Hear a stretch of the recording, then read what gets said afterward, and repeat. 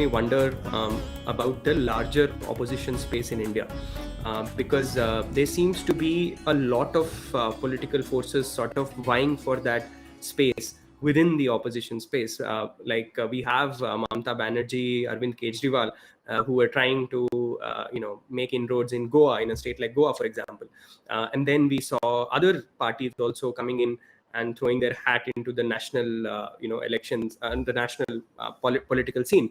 And the most recent, of course, has been my own state's chief minister, Mr. KCR, and he's sort of refashioning his party from TRS to BRS.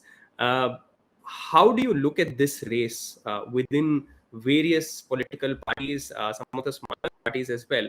I mean, who do you think might actually be able to make a difference in that sense? I think in the next 10 years, nobody can make a significant dent. I mean, it's always too early to predict in politics, but I don't see much happening in the near future. All of these leaders, full of aspiration, are largely in their last stages of their political career, and they would want to create some level of impact in the hope that they could turn out to be the Devagaudas and the Gujrals. That's their best case scenario. That if somehow BJP falls short of the majority mark, they can get every person together, every small or big entity together, and play that unifying force to basically stake a claim for the top post. That's their hope. But if hopes were horses, then wishes were horses. We all know what's going to happen. So I don't see much credibility wise. Aam Aadmi Party is one party which at least has cross state agenda. Uh, I don't think Mamata Banerjee or KCR will have, no matter how they try to reinvent themselves, will have an agenda which is going to appeal to the larger sections of the society and to different states cutting across. That's one problem, one structural problem that they have. They will find themselves wrapped around. Um, I think either it could be somebody like Arvind Kejriwal, who would at least want to go in and poke his nose in every state election. He's free to do that, but he will have that small space which he will keep denting every election. So even if he is able to garner the support of 5 to 6% vote share, that's a good foothold. Good foothold uh, for building the party structure, and holding ensuring that the roots are firmly on the ground in respective states, and the leadership starts getting a space to sort of grow and mature out. So Kejriwal might allow his state units to expand and create some dent, but that will take time. Right. It's all going to take at least a 5 to 10 year time horizon. Right. Nothing short. So Right. Nitish Kumar, I mean, Nitish Kumar, a lot of people are touting him, and he's trying to play interesting politics around caste. He's like, Kurmis are there in every state. What I have to do is to start positioning myself as a Kurmi leader. UP has 10-11% Kurmis. Bihar has 3-4% Kurmis, and then Kurmis are also Patels in the caste structure. So he's like, all the Patels I should appeal to, and try to carve out this national leader position for the Kurmis of this country. So that's his wish. At least he wants to start with a significant mass, and based upon that, grow his position. Uh, I don't see that these kind of 30-year-old caste politics ideas have any sort of traction in today's India. This is my assertion. You need to have a broad-based agenda. Why Kejriwal, at least he's creating the right noises, is because of the simple fact that he's not touching these caste issues. He's constantly focusing, and in communications also, this is a fine strategy to just pick 2 or 3 agendas and just go carpet bombing on those 3 agendas. That's what Kejriwal does, and he does it pretty effectively. He ensures that he's going to stick to the plan and not deviate even a single bit. So if he has to talk about corruption and education and electricity, he'll just continue doing that. And you look at one of his ministers who tried stepping into the Hindutva related issues, he was kicked out the next day. and rightfully so, because any dilution in his proposition, he will go into direct turf war with the BJP, which will be fatal for his party. So he's keeping himself focused, which is good. He will grow on these issues are which relate with the current generation of voters. And this is the reason, even if he doesn't win seats, those 4 or 5% vote share that he's able to garner is because of this. This is where other leaders like Mamta Banerjee and KCR or even Stalin will not be able to fill the void. Right. Right. And for I every think, default, there is a Congress party, by the way.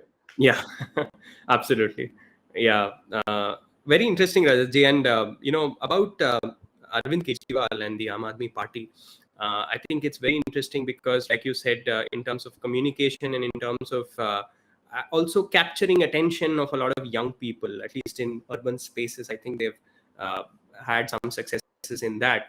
But if one compares them with, let's say, a Congress party, which obviously has a longer history, do you see Kejriwal's politics also having an element of demagoguery, right? Because he seems to be appealing to very narrow and sort of half-informed people or issues, for example, and also has made very problematic statements and aligned his politics in a direction that may not be in the best interest of national security in, for example, states like Punjab, etc. So, do you see that as something that is distinguishing the AAP from the others? I personally find that wherever the left cabal has been able to find shelter, they have had uh, deep impact on the psyche of those political parties, be it the Congress, be it Aam Aadmi Party. Wherever these international forces, who are largely globalized, have a very globalized view of India also, are not connected with anything to do with our civilizational values. Those people will steer our country's narrative away from what is in our national interest. That's something which you will see repeatedly.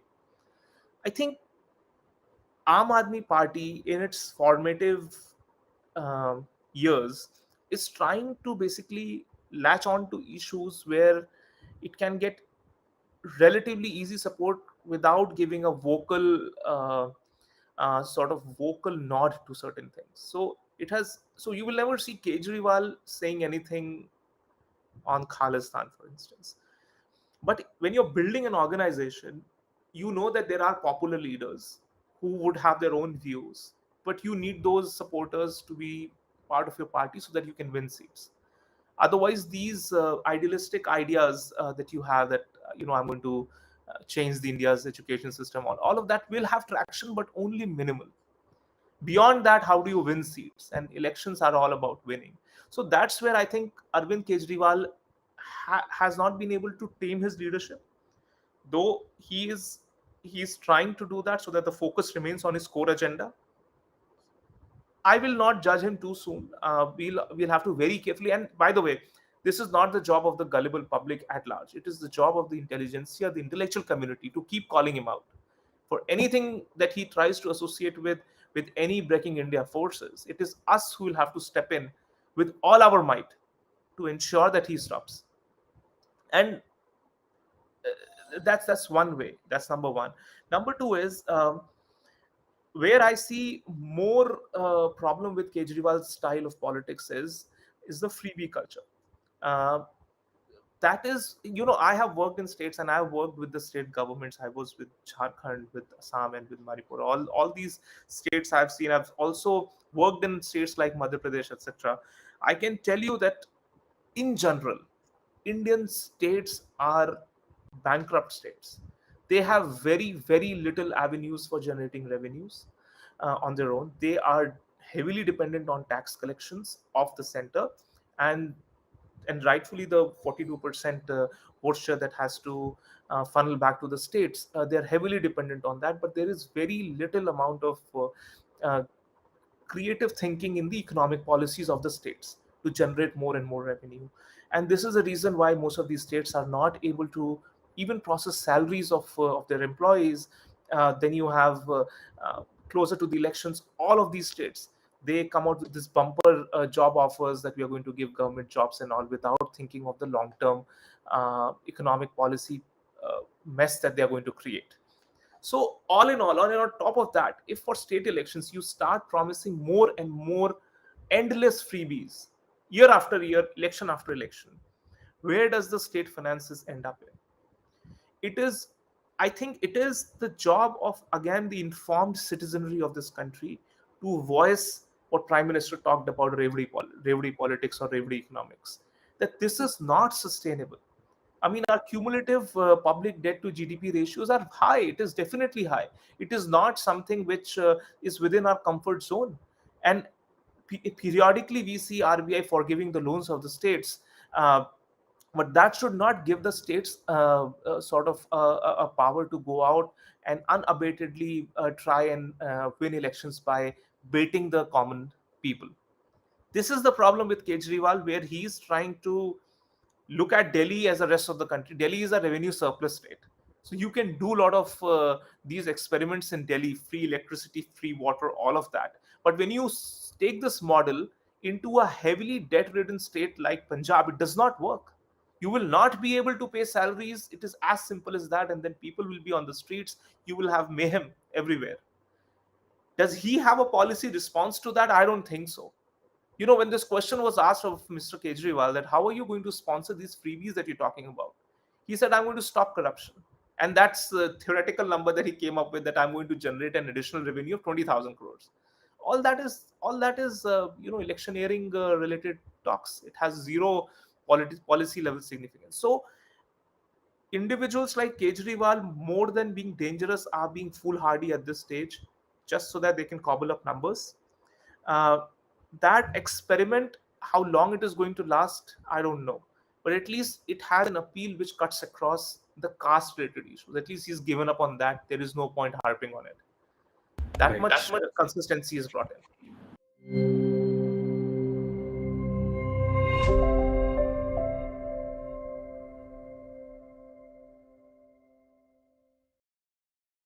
Please remember to subscribe to us and switch on the notifications for this channel. For our other social media links, more content, and to support our work, please visit citti.net. Dhanyavad. Namaskar.